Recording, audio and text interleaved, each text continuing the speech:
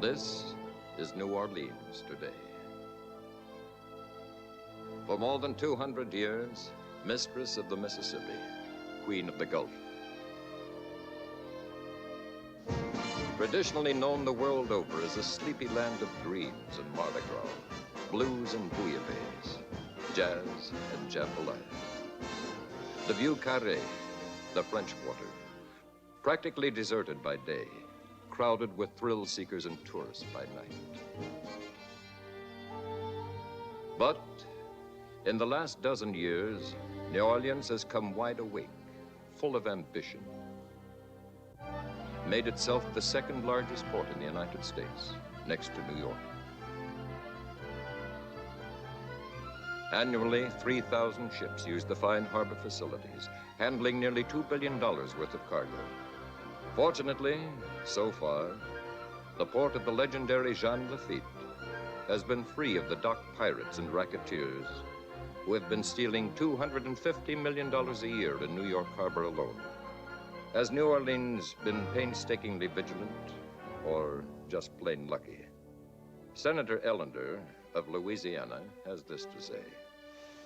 A $2 billion bonanza is an inevitable temptation to criminals. This picture shows how waterfront felons might attempt to infiltrate even a fine, carefully policed port like New Orleans. Once they get a foothold, it requires the most earnest, unflagging effort by public-spirited citizens to root them out, as you will see in this motion picture. The modern port of New Orleans still employs the shape-up, a day-to-day casual hiring system.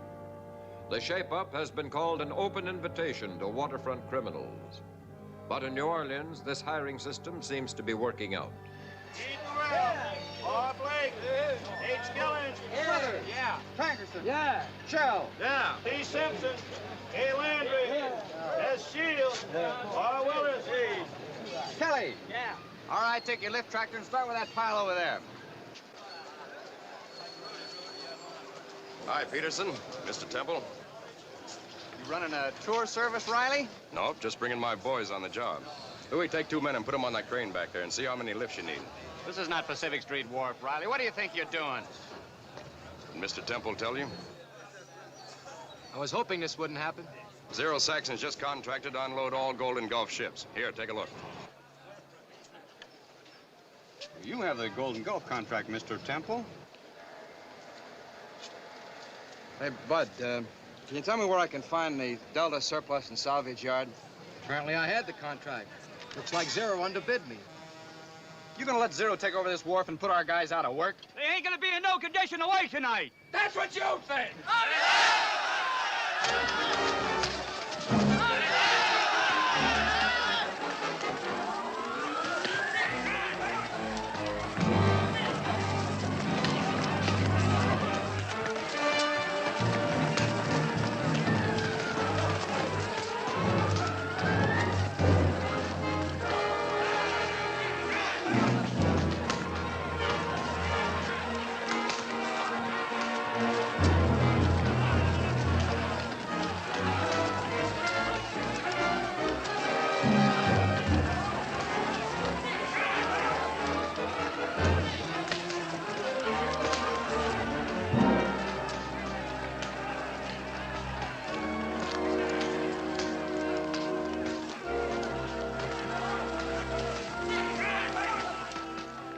In the administration building of the Port of New Orleans, shortly after the riot, a committee from the Stevedores Contractors Association entered a complaint.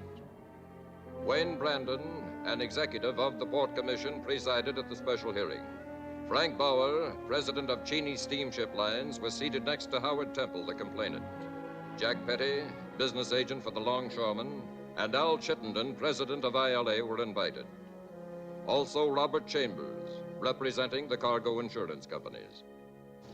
Gentlemen, we all regret the occasion that brings us here, but I can assure you that the committee is going to do everything it possibly can to get to the bottom of this transaction.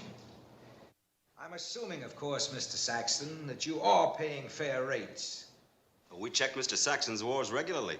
Every man gets every penny he's entitled to. The committee finds no evidence of malpractice. The committee cannot act. Mr. Saxon could be investigated. Oh, no, not again.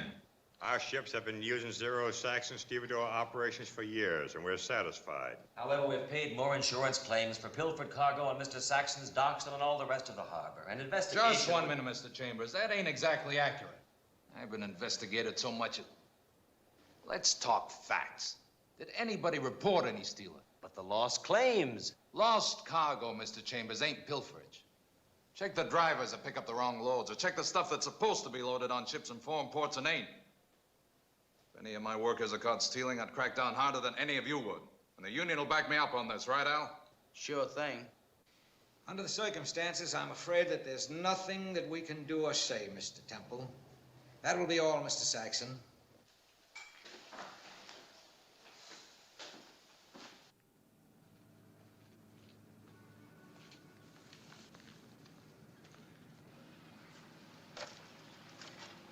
Are you Mac? Yeah. What can I do for you? I'm Dan Corbett. I wrote you from Los Angeles about this. Oh, you're that ex-sailor. I thought maybe you were a crackpot or something. Say, you mean to tell me you came all the way down here to buy an LSM? Your ad says $4,500 practically buys the ship. I'll take care of the balance later. I got the $4,500. There she is. And this is the stack off of her. I use it for my office. But I guess I can change offices.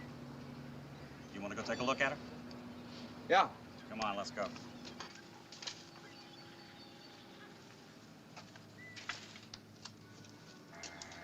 Yeah, I'm sure I can fix her up. You want cash, or will a check be all right? Take it easy, kid. What do you want with this old scrap heap? I figure a surplus LSM can haul yellow pine from places other boats can't get to. Then I'll sell the lumber up and down the Mississippi. Might work at that. Back in California, a couple of guys out of San Pedro picked up a surplus LSM. They hauled timber down from the Northwest down to L.A. You know how much business they did in their first year? $1 million. You know that personally, or did you read it? The money I'm going to give you is going to clean me out. I got to have more to fit her out, shape her up. Yeah, and for the rest of the payments. Let's call the deal off. No, I can raise the money. How soon can I have the ownership papers?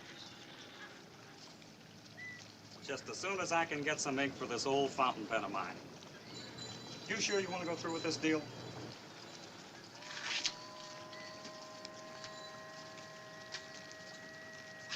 Yep, I'm sure. Okay. She's yours. It's a deal. Now I gotta get myself a job. I'm gonna stay near my boat, work on her whenever I get a chance. Ever try the docks? The docks? You call that work? What I've seen all I do down there is fight. Oh, you haven't seen them in their better moments, when they're relaxing. Do I have to? Wait a minute. I got something. Yeah, here it is. One of the longshoremen gave me a ticket to their picnic out at Pontchartrain Beach tomorrow. Oh, no. Yeah, take it. Come on, take it and go. They'll all be there. And there's no cooler spot in town than Pontchartrain Beach on a Sunday afternoon.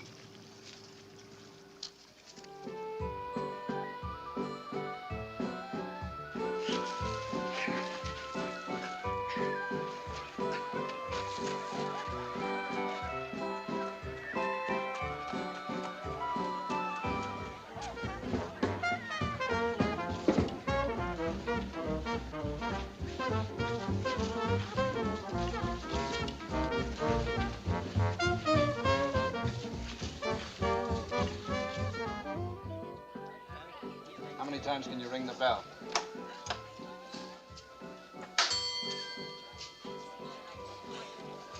Just call me Big Nothing. Want to try this one? Say, who do I thank for this date anyway? You or the boyfriend? Boyfriend? Well, somebody brought you to this shindig. There it is.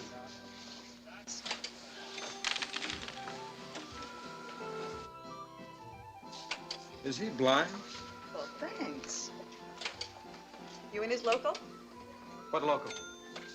Say, you're really a stranger in paradise. Jack Petty's the business agent for the Longshoremen's Union. Uh-oh, leave it to me to pick on the boss's girl. Don't let it throw you. What are you doing here? Well, I bought a boat yesterday from a character by the name of Mac McCabe. So today, here I am. So you're the one. And you call him a character? You know about the boat? Well, everybody knows Mac. And anything Mac knows, everybody knows. Am I doing this right? Yeah, I'll check you out. Well, you're different. So are you. In all the right places. Don't skid going around the curves. Got a penny? Oh, baby, you're gonna break me. You know, it isn't every day somebody lays out good cash for a busted-up LSM. I'm gonna need a lot of cash. That boat's gonna take a lot of money for repairs. Hey, Alma, you promised me the... Oh, no, take it easy now. Oh, come on. Oh, you're hurting me. Come on, you heard the lady.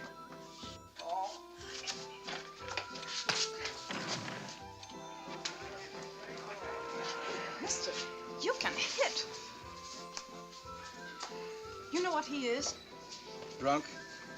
He's the light heavyweight champ of the Longshoremen's Union. He's still drunk. Who are you, kid? Dan Corbett, president of a boat line. Who are you? Let me handle this, Jack. Get his weight. 175. Every bit of it. You've, been eating good. Navy child. 3 times a day.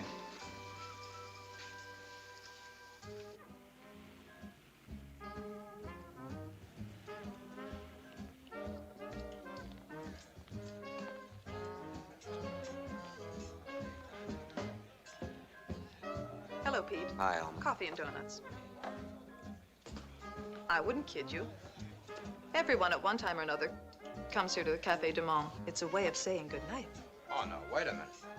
I've got my own way of saying goodnight. After coffee and donuts here, the boy goes to his home and the girl goes to hers. It's an old New Orleans custom. A very lovely custom for 2 strangers, but by this time, we're no longer strangers.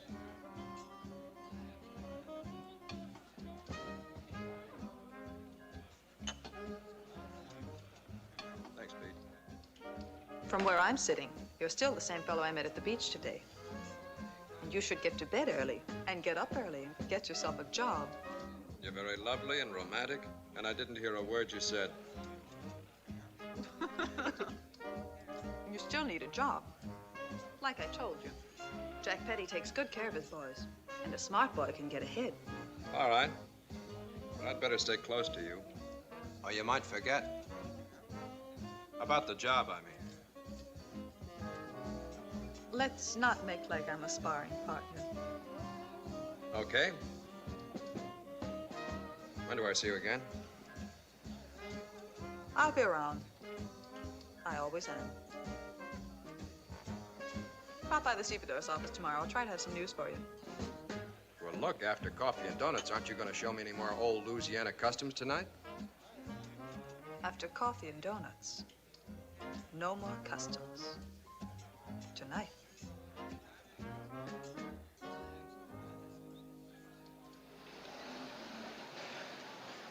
Okay, Charlie, hire your crews. Charlie Simpson.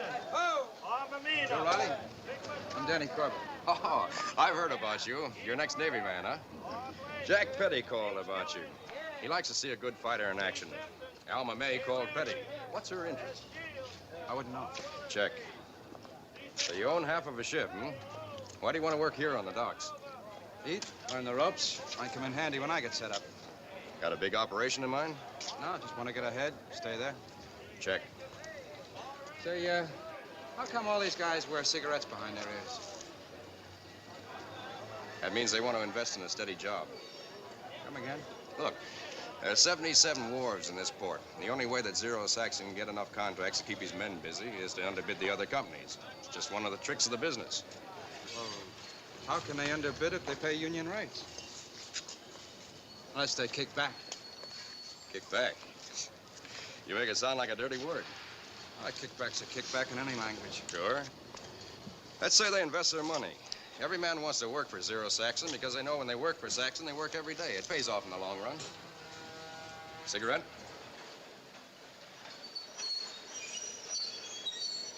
Sure.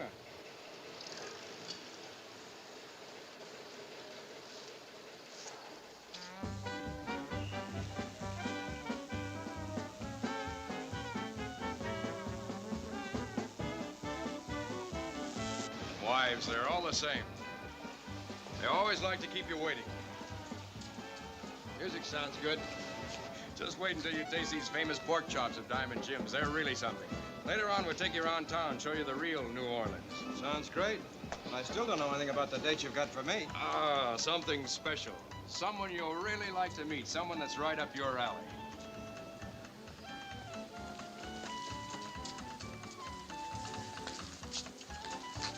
It's about time. Hi, sweetie. I'm sorry we're late, but we just couldn't help it. Danny, this is my wife, Marie, Danny Corbett. So you're the fellow with the strong right arm. Somebody better introduce me. I'm sorry. This is my brother, Scrappy Durant. Better know you, Scrappy. Yeah, Scrappy used to be quite a fighter. My boss, Zero, managed him until he retired. Now I coach a union boxing team. That's why Joe wanted me to meet you. Word's got around that you got a good solid punch. So I'm glad to meet you. This is my date. Oh, Joe, how could you? I'm sure Mr. Corbett was expecting a...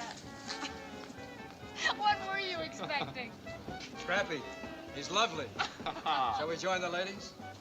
Hi, Joe. I've been looking all over town for you. Yeah? I'm sorry, honey. I know. Zero Saxon wants to see you. Danny, Scrappy, take care of Marie, will you? If I'm too late, I'll see you at home. I won't be too long, honey. Bye. So long. Well, come on, tourist. We've still got a lot of sights to show you.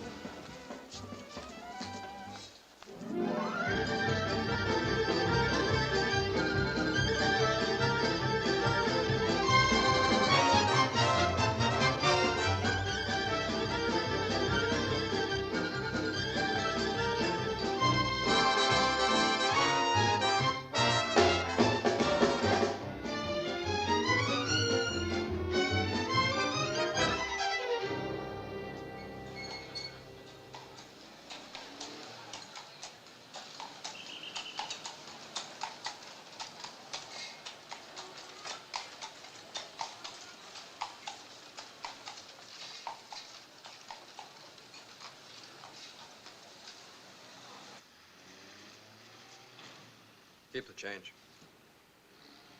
Well, now I can really say I've seen New Orleans. I've delivered you safe and sound, and I guess I better be going. Now you must come on up. Oh. Well. Excuse me. When Joe called us at the wit's end, he said he'd definitely meet us at home. Come on. Okay, if that's what Joe said, but I've heard about guys who had to go out the window when the husband came home. Come on.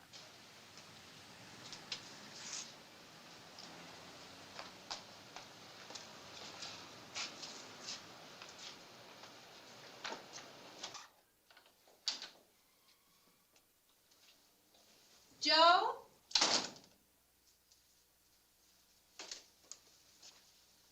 Joe?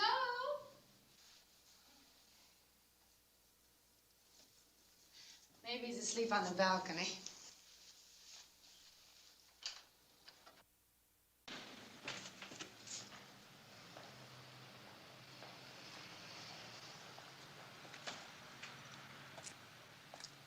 I've got a sneaking suspicion he's not home.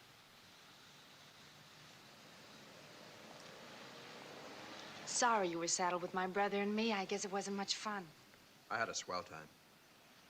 Thanks for being polite. No, honestly. You got a beautiful layout here. Must have cost a lot. I'm gonna have one like it soon.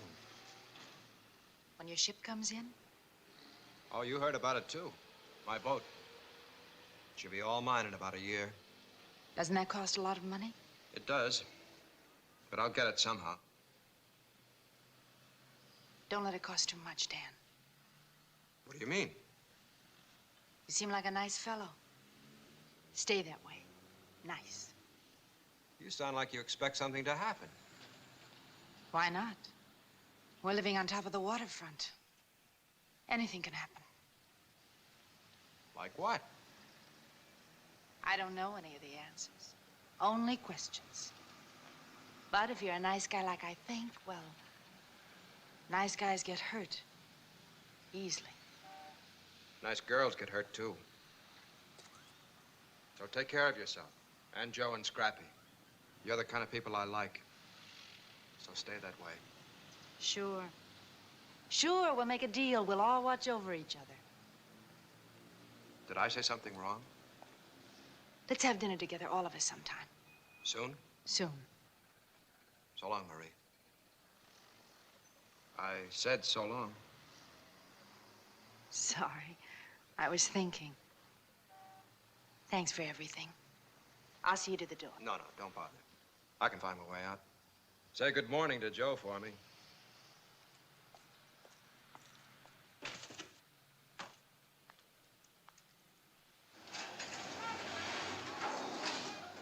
How you doing? Okay, that's the last of this lot. Give me the list. I'll check it off in the cargo book. No, I want to do it. I still want to learn all the angles. Hey, you guys! We just unloaded this stuff. It hasn't been checked. What are you doing? Confidentially, we're loading a truck. Confidentially, let's see how fast you can unload it. You guys are picking up the wrong cargo. Let's see your papers. Go build your papers, bud. Look, I just checked the manifest. This stuff goes by train, not truck. Come on, come on.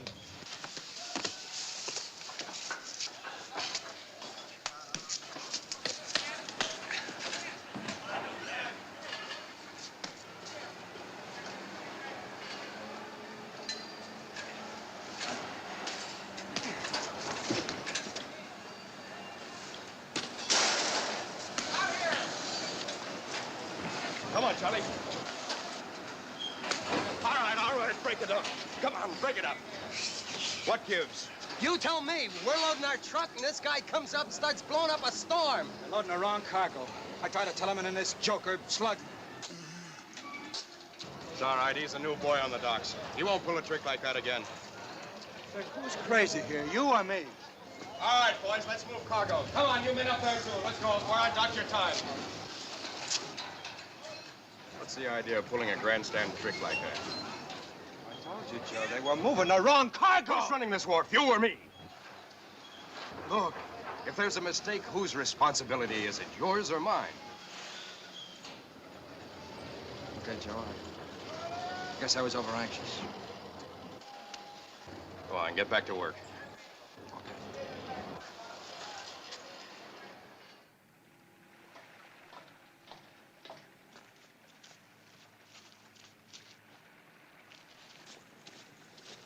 Well, she doesn't look like much yet, but wait till I finish working on her. Sure. Just like a woman. Enough paint, she'll look as good as new. Yeah. All your life, you try to figure the angles. Then one day along comes an old rusty, beat-up LSM, and you know you got this whole living deal licked. It's funny. I've never yet found anything that could mean that much to me. Maybe I'm figuring the wrong angles. You're a lonely girl, Alma, baby. Somebody told you. No, I saw it on your face the first day I met you. You're no fun when you're serious. Look, what's the pitch? So far, I don't know a thing about you. Every time I start talking about you, you clam up like I was a one-man investigating committee. Nothing to know. Nobody lives in a vacuum. Hey, that's real deep stuff. Another guy on the hook? One you can't talk about? Can't talk about? Just a guy. Let's talk about the boat. Look, I'm not the marrying type either. I figured as much. What are you doing tonight? My turn to share the town from top to bottom. I've saved up some dough. You and your boat both know where you're going. Save your money for that.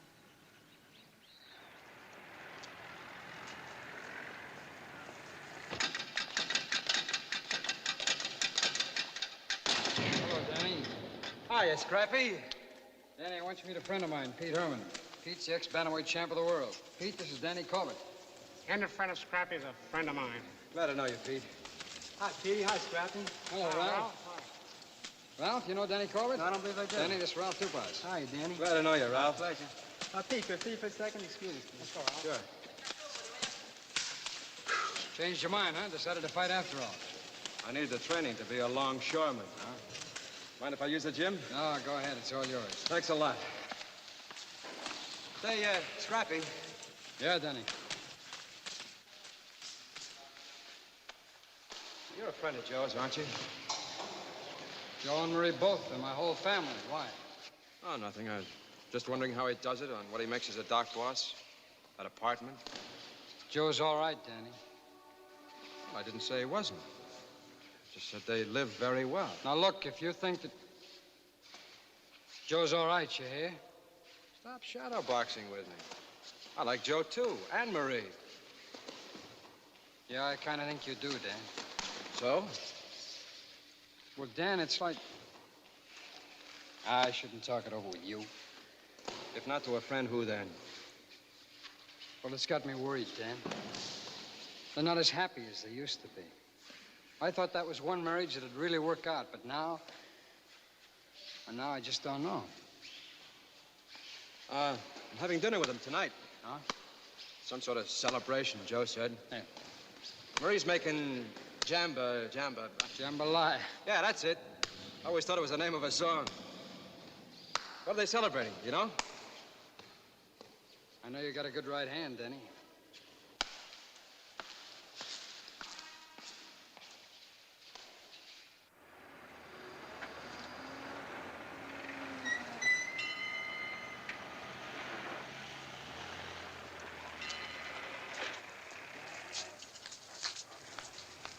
Mike, you better find out when the Artenia's due. Artenia? That makes 5 about all we're set to handle. And that's it. We mustn't be greedy. We're young yet.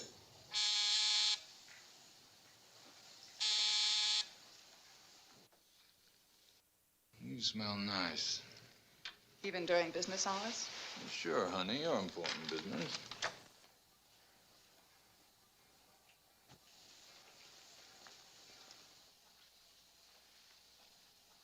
Hello, Zero. Hi, Joe. You suppose we could have a little talk now? Sure. Well, there's something I've been wanting to do for a long time, and now I finally got the chance. How do you mean, Joe? A fellow's offered to set me up in my own stevedoring outfit, so well, I'd like to step on. You really think you could pull it off? Big job, big headache. Big chance might mean a big flop. Well, I've learned a few of the tricks from you, Zero, and I can get the Franklin line contract to start with. I'll bet you can at that. Well, that is naturally if you're not interested in the contract yourself. You know I'm not, Joe. I never was. Okay, everybody, let's wish the best of luck to Boss Riley. Thanks, Zero. Thanks, Zero. How about a drink, Joe? No, I've got to run along. Marie's waiting for me. Thanks, Zero. Bye.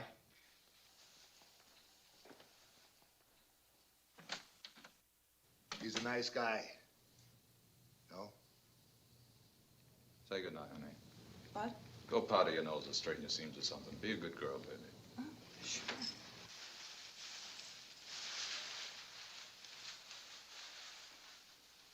You know something? He'll go far.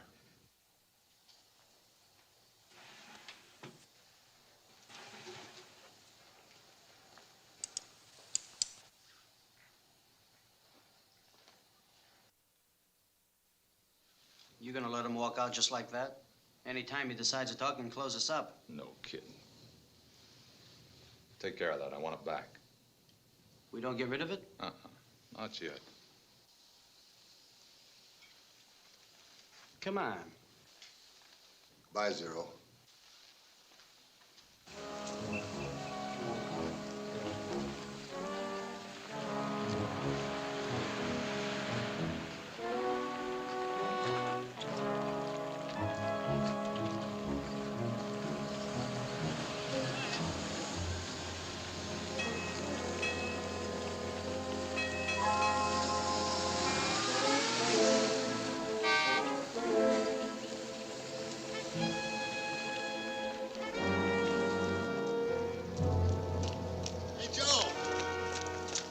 Hiya, Joe.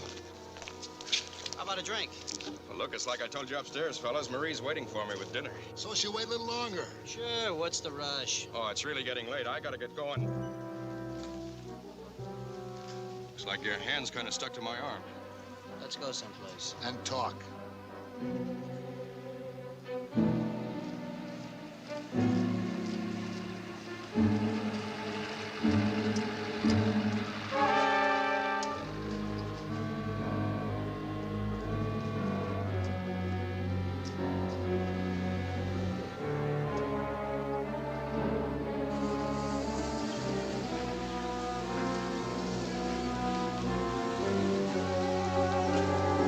Just seen the quarter two system. She's late.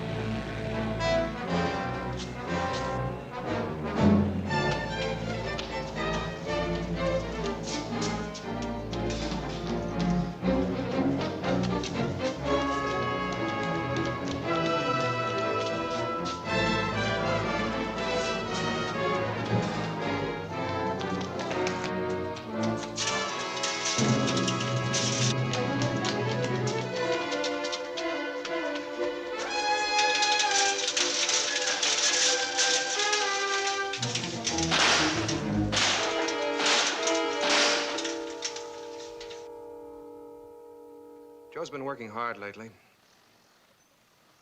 Later and later every night. Tough. He says he's got something big planned. Maybe it'll give him a lot of spare time. I hope it's a good deal for both of you. How can it be? Well, that's a funny approach. Joe's working hard, isn't he? Too hard. You can't condemn him for trying. I don't. I don't have to like what he's after. All right, I give up. What's he after? The brass ring on a merry-go-round. Doesn't have a brass ring. I see. Now I know absolutely nothing. Good drink. Thanks. It's my own recipe. Don't ask me what's in it. It's never the same twice. Joe's trying hard to get on top. Is that wrong? He was a stevedore when I met him. I fell in love with Joe the stevedore. Not Joe the big man on top. I married Joe the stevedore. I was happy. I don't want success or power or big money, just Joe. A man's got a right to dream. You're part of that dream. Just like my boat's part of my dream. And I want the big money someday, too. Is that a crime? Yes. When it's a crime against oneself. Spell that out. He's changed too much. People grow up. Can't he grow up without hurting himself? That's the gamble a man takes if he wants to get somewhere. You mean that he'll never be satisfied? The more he has, the more he wants? I'm wasting my time. Joe won't be happy till he makes the big move. And now the time has come. Is this something you know, or did you just dream it up? The big deal is being made tonight. Joe wanted it to be a surprise. But when I found out he was talking to Zero Saxon, well, I wouldn't be much of a wife if I couldn't take it from there. Here's to you, Joe, and the big deal. You don't know any reason why somebody would want to kill him? Like I said, Superintendent, everybody liked Joe Riley. Your best friend is found floating in the Mississippi with 4 slugs in him, and you don't want to talk to us. Are you afraid? I just don't know anything about it, that's all. I'd help you out if I could. Okay, go ahead, Charlie. You can go. I'm sorry, Superintendent. Well, what do you make of it, Superintendent? He may be telling the truth. Then again, he may be afraid to talk. What's he afraid of? If this were New York and a docker was murdered, I'd guess he was mixed up in a racket. But not in New Orleans. No, we don't have rackets in New Orleans. All at once, the three men had the same thought. How sure were they that the rackets hadn't moved into New Orleans? Wayne Brandon said he knew that racketeers had cost New York $150 million in pilfered cargo alone. He was scared. Al Chittenden explained what this would mean to his union, an all-out battle to keep criminals and racketeers from exploiting his men. And Police Superintendent Schurling said if rackets took over the 42-mile waterfront, he'd need not a police force, but an army.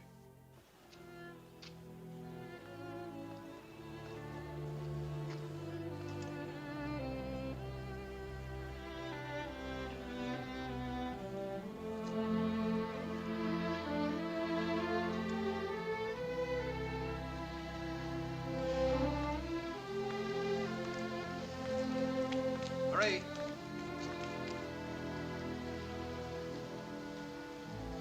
Anything I can do?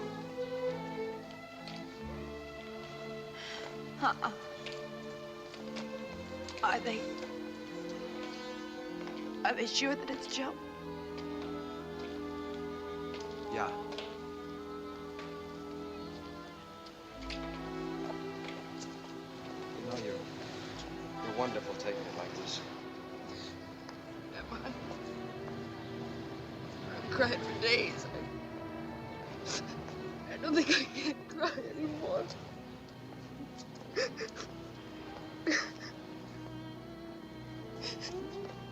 I knew he wasn't coming back. I knew they killed him. How could you? I knew that Joe wanted to quit. When he didn't come home, I knew right away what had happened. Just because he wanted to go into business for himself, Marie, it doesn't add up. I wish I knew. I wish I knew. I know. Man I married didn't just disappear. I lost him a long time ago. He started working for Zero Saxon.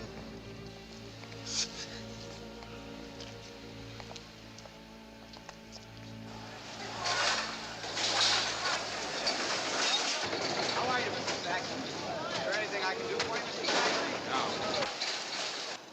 This is Mr. Chambers, the chief investigator for the Maritime Insurance Group. He's checking into some lost cargoes. I want you to give him full cooperation, all the help you can. Well, what shipment was it? Here's a signed receipt for cargo delivered to this dock. Never arrived in Europe. Well, who's this F.A. Wilson? The guy that signed it? Why, the checker. Never been a checker by the name of Wilson on this wharf. Ever heard of him? You know what I think? Mr. Chambers, somebody forged that signature. Why, I'll bet that cargo was hijacked before it ever reached this dock. Mind if I look around, watch your handling procedure? Help yourself. I guess that's all. Yes, Mr. Saxon.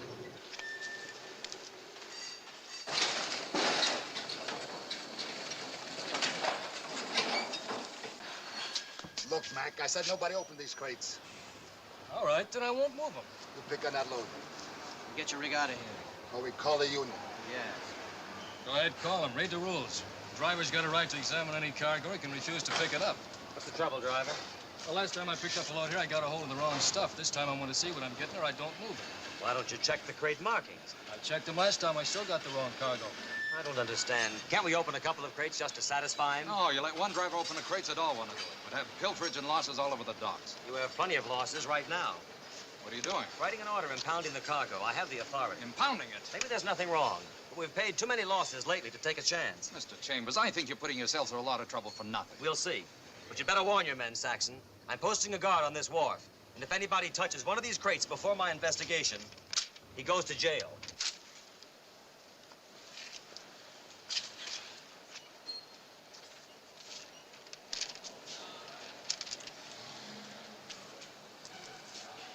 That's the deal you stepped into, Ed. We can't touch it without going to jail. Once Chambers opens the crates, we're through. A hiring boss has got to know something about handling delicate cargo. How about it? What do you think I got sent up for? The reason I asked, Dura Chemicals got a big shipment going out of Julia Street Wharf tonight. Here, take a look. Wow. Those solvents are tricky. Juggle them wrong and they'll blow up in your face. That's what I thought. It's kind of a tough deal for somebody new on a job. But you pull this off, Ed, you got a 3-year contract with clear sailing. How about it? Keep that guard up. Danny? Hi. When are you going to work out? Well, not tonight. A few minutes ago on the night shift. You don't want to overdo that working department, you know. Got to. The boat? Yeah. How you doing in the dough department, Dan? That must cost a lot of scratch. Not too good. Costs too much just to live. Huh? You ever think of fighting, Dan? Oh, I don't mean amateur. I mean pro. That's big money and quick. Can't be so great if you quit. Had a great record, right on top. All of a sudden, boom, you retire. Can't be such a great career. You're gonna be late for work, Danny? You know, you're right.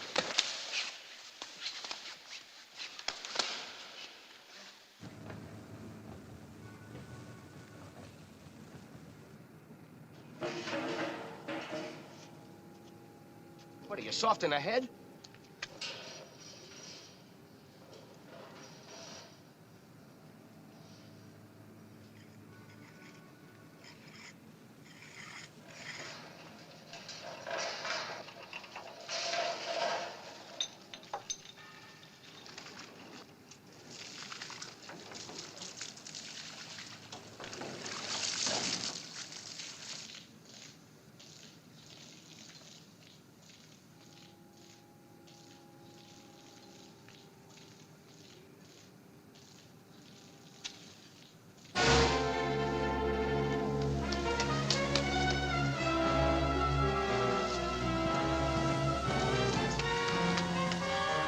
Crazy, what are you trying to do?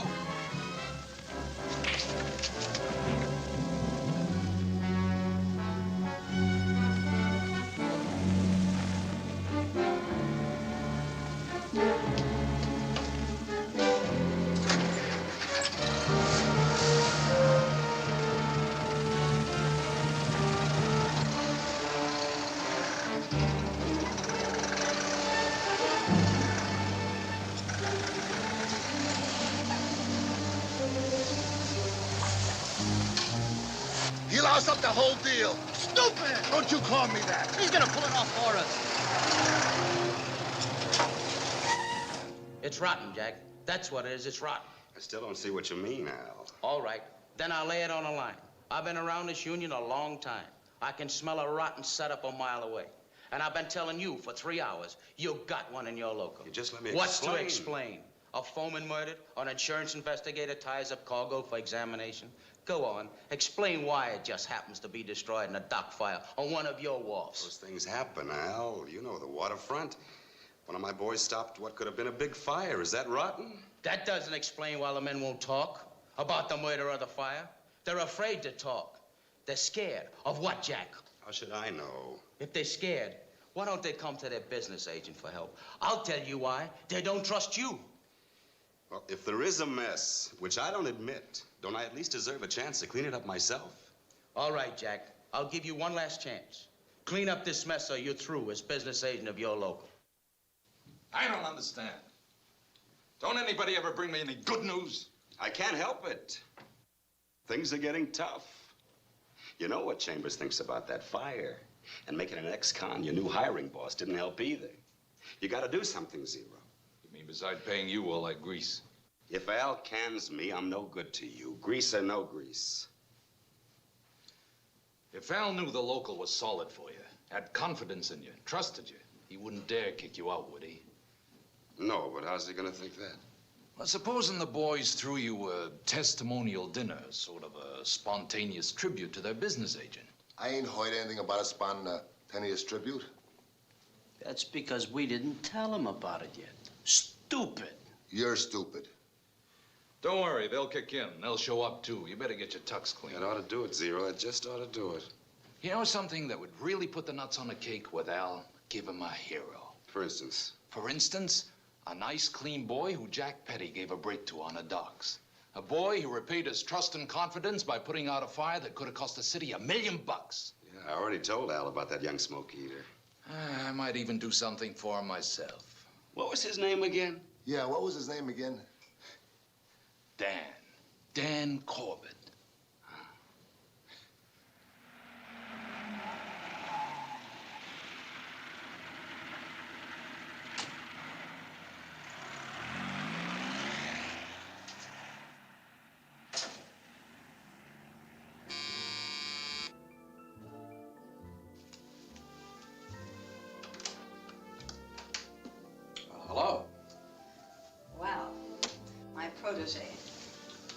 they gave me your message that you wanted me to stop by. I hope you like martinis.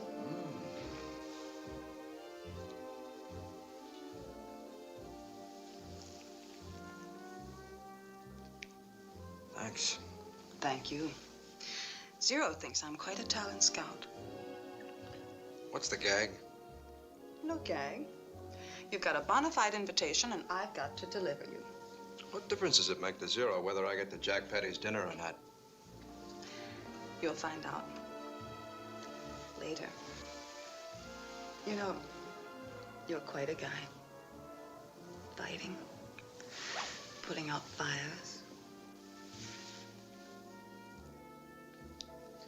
You're better at starting them.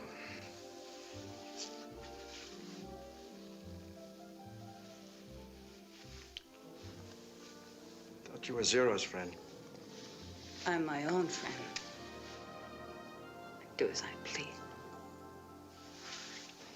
And so, ladies and gentlemen, it isn't very often that a man will risk his life over and above the call of his job. You know about the incident of which I speak. You've read it in your newspapers. I wonder what would have happened if this fire had gotten away. It probably would have meant a lot of docks burnt, millions of dollars of property loss, and lives, and been a disaster in our community. And it was all prevented by this one man. And so tonight gives me a great deal of pleasure to have an honor performed here, and I'm going to call on the chief of the New Orleans Fire Department, Howard L. Day, to present a certificate of merit to this courageous young man. Chief Day.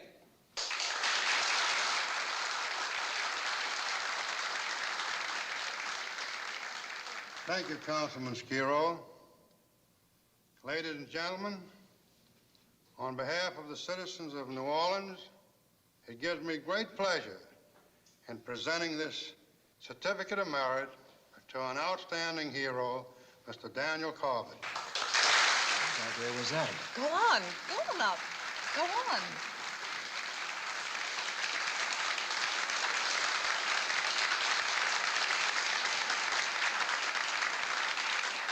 Just a minute, Dan.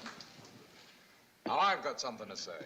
Starting tomorrow, if he wants to, Dan can go to work for me as assistant hiring boss on Congress Street Wharf. How about it, Danny? The pay's good. You want the job?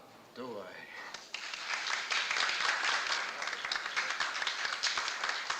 And who do you suppose picked our young hero?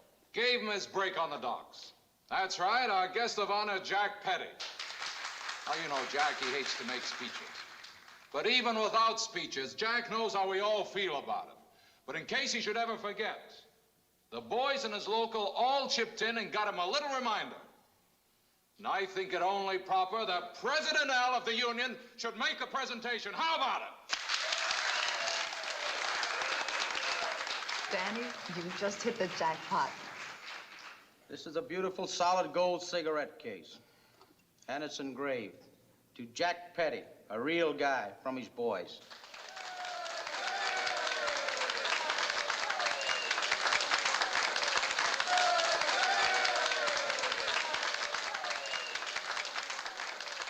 Congratulations, Jack. Thanks, Al. And just so everybody will go home with something, there are souvenirs for the ladies. Come on, pass them all out. Compliments of Zero Saxon.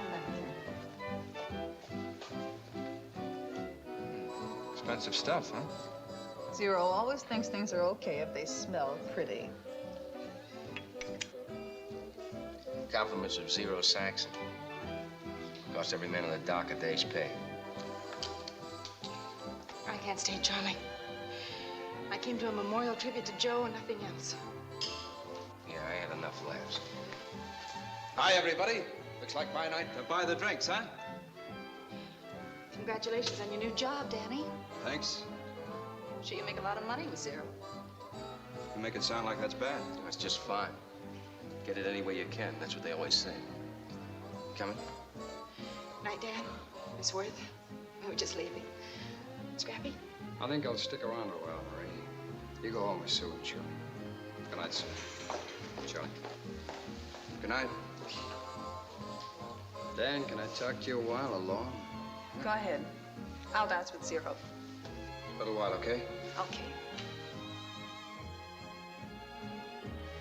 I don't know why, but I sure laid an egg with Marie and Charlie. There's a lot of things you don't know, Dan. One of them's how much you hurt Marie. Hurt Marie? How? Dan, look, we both like you. She doesn't want to see you get all mixed up the way Joe did. You gonna give me a line about Zero? Look, I've been keeping my mouth shut, but my ears and eyes are working overtime. That Stevedore Corporation of Zero's, that's just a cover-up for his real operation, big-time smuggling and pilfering on the docks.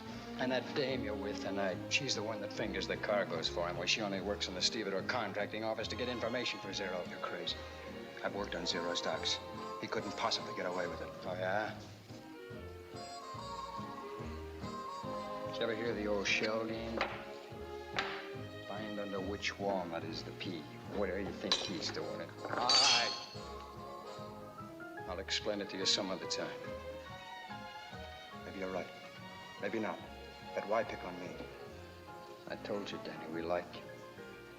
You think I'd be sticking my neck out like this if I didn't think you were being played for a sucker? Suppose I work for Zero, and I tell him how you feel. I don't think you're a squealer, Danny. It's like you scratch my back and so forth. You saved us a bundle by putting out that fire. Now we want to do you a turn. So we'll pay you $200 a week to start. 200? That's only a start. Later on, you make good, you get a cut of the business like Joe did. Thanks. I never thought I'd make that much money without stealing it. What are you getting at, kid? From all I've heard, you operate just like everybody else, only smarter. Why, sure, kid. You gotta be smart unless you want to work in a bargain basement. All I want is to own my own boat and head up the river to the tall timber. Up the river, tall timber. I like poetry. So get some sleep. We'll see you later. Coming? No, we'll see she gets home all right. Don't think we blame you, Danny boy, for being careful. As a matter of fact, we appreciate it. We don't want to hire the wrong guy either. Yeah. I like poetry, too. I'll see you. See you.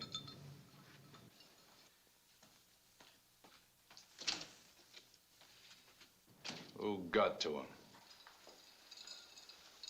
How do you mean? You didn't hear nothing on the docks, I could tell. Somebody got to him after I offered him the job at the banquet. I saw him talking to Scrappy.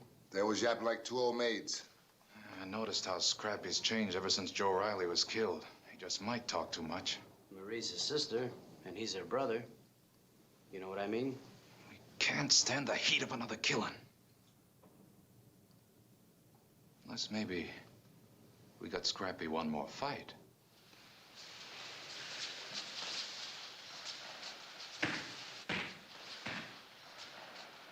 This guy's just a plain squealer. An A1 stoolie.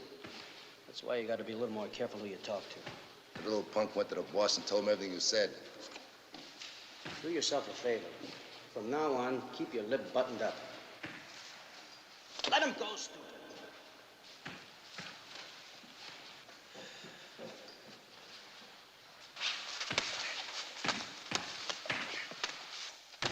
All right, that's enough. Scrappy! Okay, double-crosser. I'm gonna teach you a lesson you'll never forget.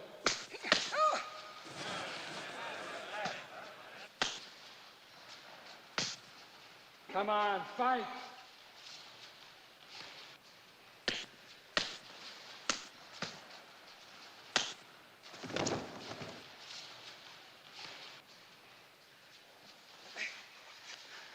What's the matter? I hit you too hard? You want to run and tell Zero about it? Scrappy! Come on, get your hands up. Fight!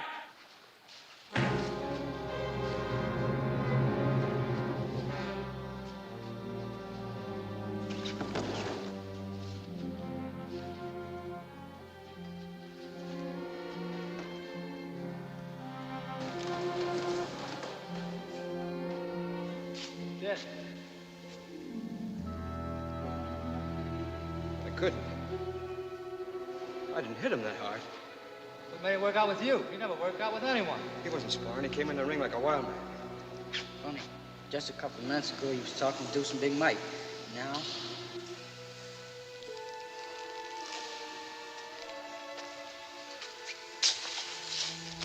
Take it easy, kid. Accidents happen. Nobody can explain them. You didn't kill him. He had no right to fight. I tell you, I killed him. I don't know, he seemed sore about something. I don't know why. But he kept hitting me and hitting me. Then I hit him. Just once. It wasn't hard. I've hit a lot of guys harder. And Scrappy was a fighter. He went down. He never moved. I've been trying to figure it. Why? Why? His heart. What about his heart? He had a bad heart. The doctor told him another fight would kill him. Who knew about this? Just a few. Scrappy was too proud to let on. That's why he quit the fight ring. Zero knew. He used to manage him. Deuce and Big Mike were there. They'd been talking to him. I got it.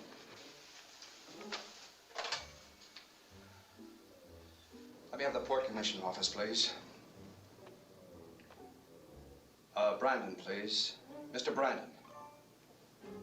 Mr. Brandon, this is Dan Corbett.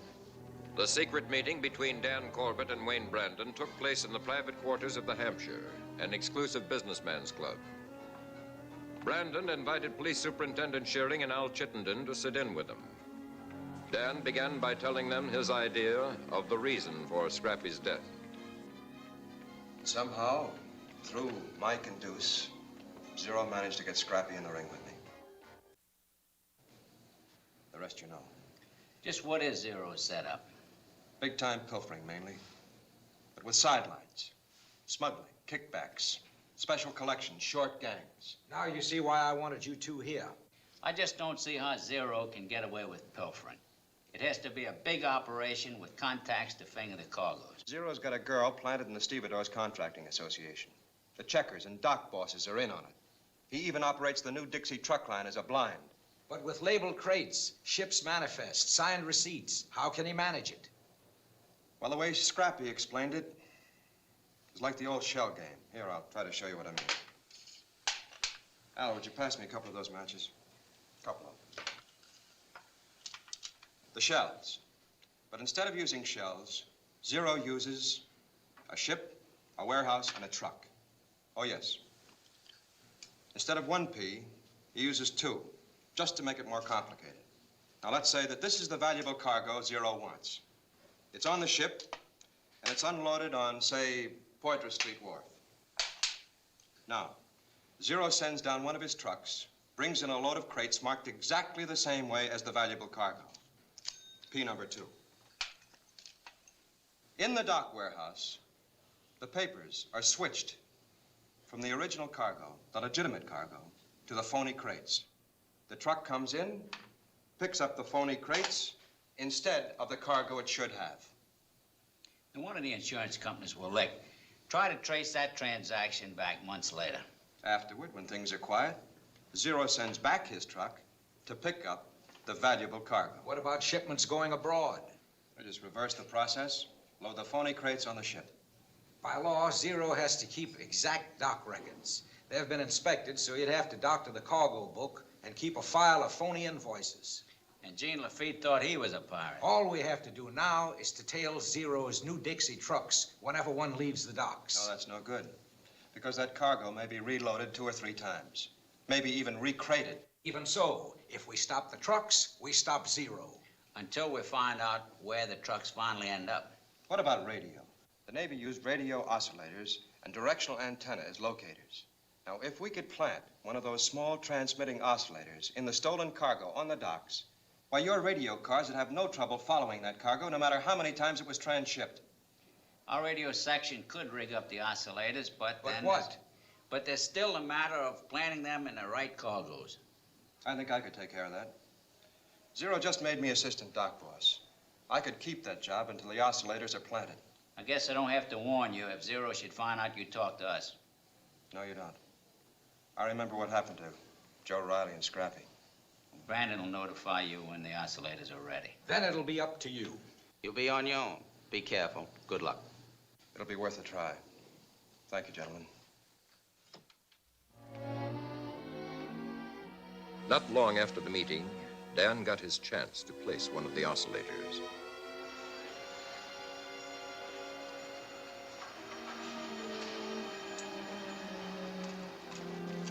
What do you think you're doing? Oh, the corner of the case was smashed. I was just nailing it up. Anybody catch you doing that kind of work, you'll have the union on your neck. Oh, thanks a lot. See, I don't know all the union rules yet.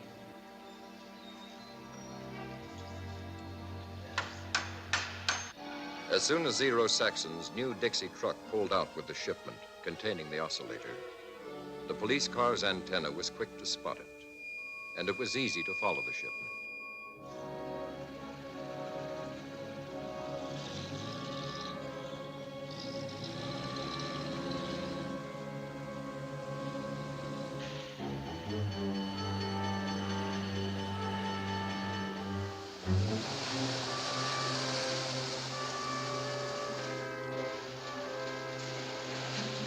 All right, then, let's get this stuff moving.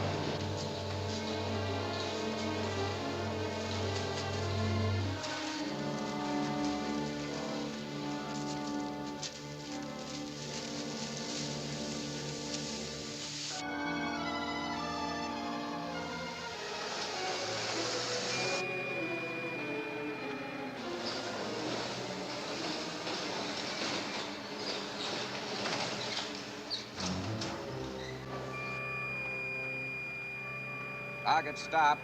Transship once. Seemed to have settled down for the night. Bearing 137. 137, Pointer Street Wharf. This is Unit 30. Lafayette and Delta. Final bearing 286. 286, Lafayette and Delta. Well, there it is. That's where our transmitter ended up. You know that location, Superintendent. Do I? One of the biggest warehouses in the city, Challenge Distributors. Big firm, important, respectable, so to speak. Doesn't seem possible. They could be handling stolen goods. We'll know for sure when we raid them. But first, we must find out how many more outlets Zero has. Only a short time later, after following through the same procedures, Police Superintendent Schuring had his information. Besides Challenge Distributors, Zero had two more outlets, General Wholesale, and last, Ace Storage. Now, they were ready to move in on Zero.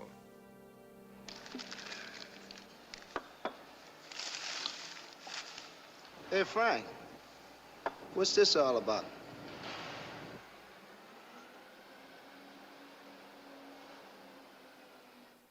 I thought I'd better bring it. It was in one of the crates from the docks.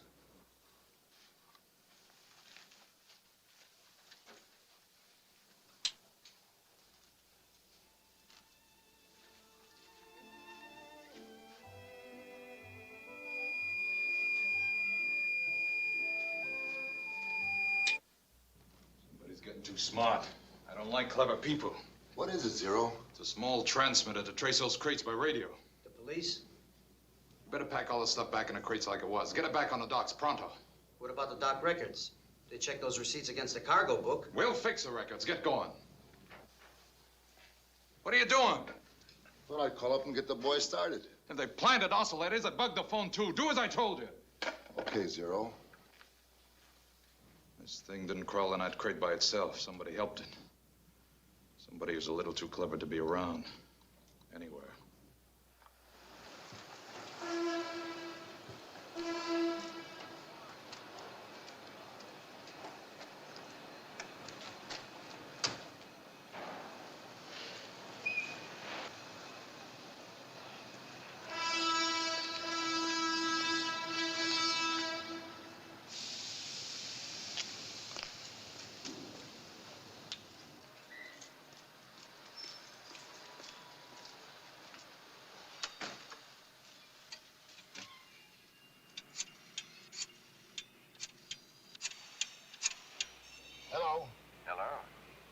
Jim?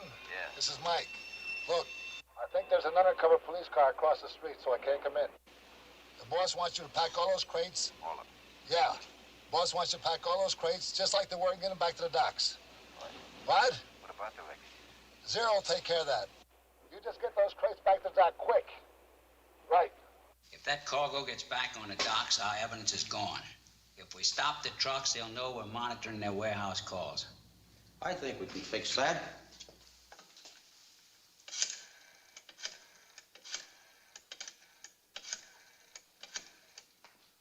Hello? Al speaking. Yeah, I want all the men pulled off Zero Saxon stocks. Right now. Yeah, it's a strike. Too many accidents. Whatever signs you got. And get this. Tell the pickets to let no one on or off the docks. Right. Zero will never put that stolen cargo back now. Not through our picket lines. See you later. Who could it be?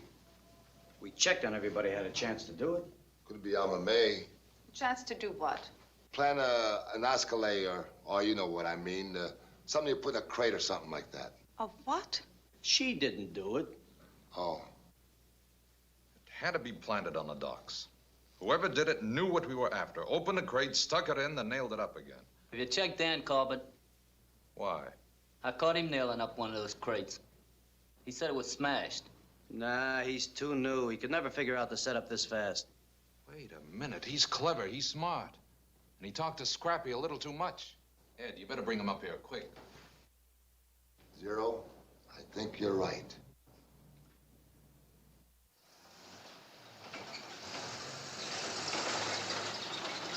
This is Special Unit A outside the Challenge warehouse. Loaded truck just came out of the building and turned down toward the docks. Over. Okay, we've got it. Just sit tight where you are.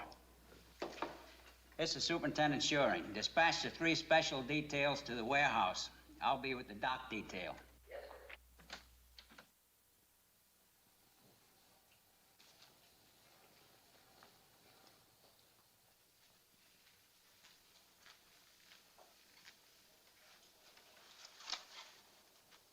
What are we doing, playing catch? We were wondering if you'd ever seen it before, that's all. What is it? How would I have seen it before? When you planted it in that smashed cargo crate on the docks.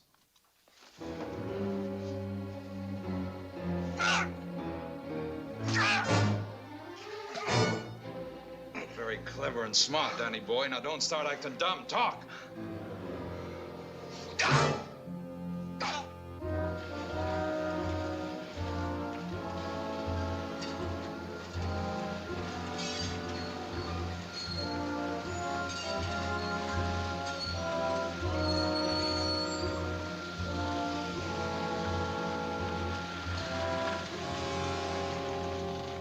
Sorry, pal. President Al's orders. Nobody gets on this dock till the strike's over.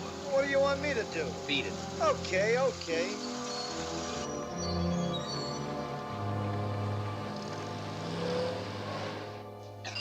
Hold it. Yeah? What? A picket line on all my docks? No, you sit tight. We'll handle it. The union boss has pulled all his men out for contract violations. The truck can't get through the picket line. That does it. Ed, you and Deuce get down to Molly's and the Fat Frenchman's. Pay the boys anything you have to. Tell them they're gonna bust the picket line. Start enough trouble to draw any guards away from the office so I can get rid of the cargo records. Get going.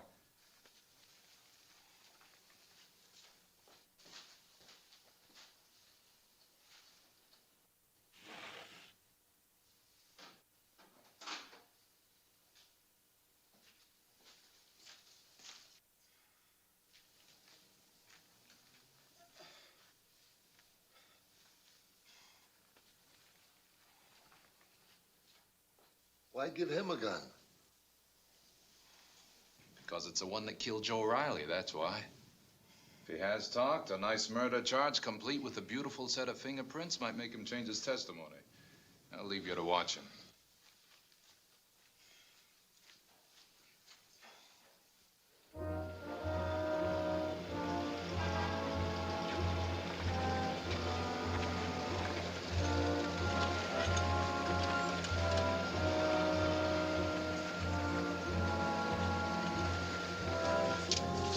Out on strike, Charlie? That's what the signs say. Better get your boys out of the way. We're unloading a ship for Zero. And if your men try to stop us, they're gonna get hurt. Nobody crosses that line.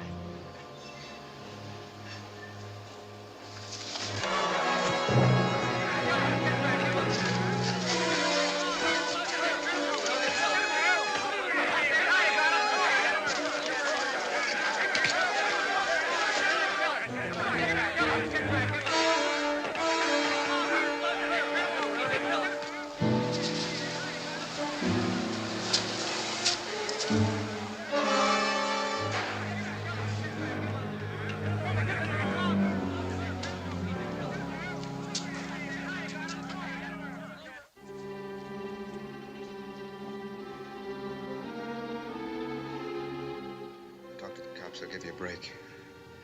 Suppose they won't. It'll be worth a chance. If you're picked up with Zero, it'll be nothing short of murder. Trust me, I'll go to bat for you. Shut up, you punk.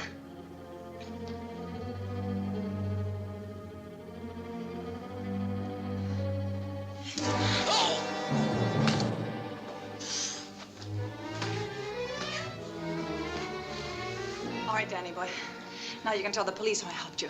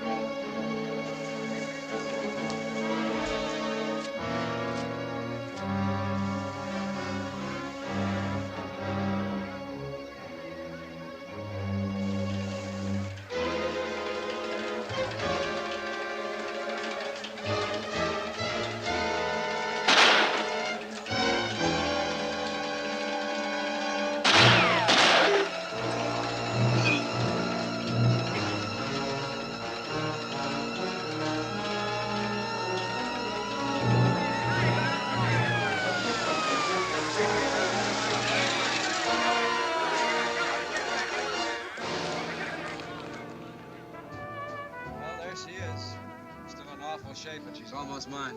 What do you think of her? You know, I never quite believed that boat story. Well, that's a fine attitude. Don't blame me, lady.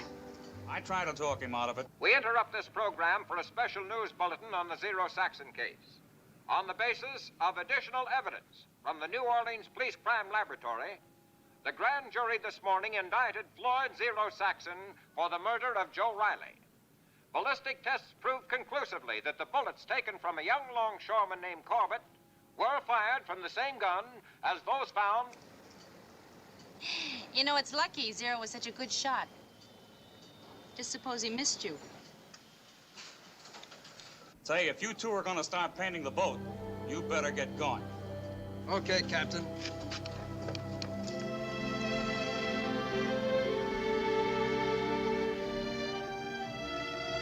So a young California ex-sailor trying to buy a boat happened to be the key to breaking the waterfront dictatorship of Zero Saxon, which had threatened the position of historic New Orleans as the second greatest port of the United States.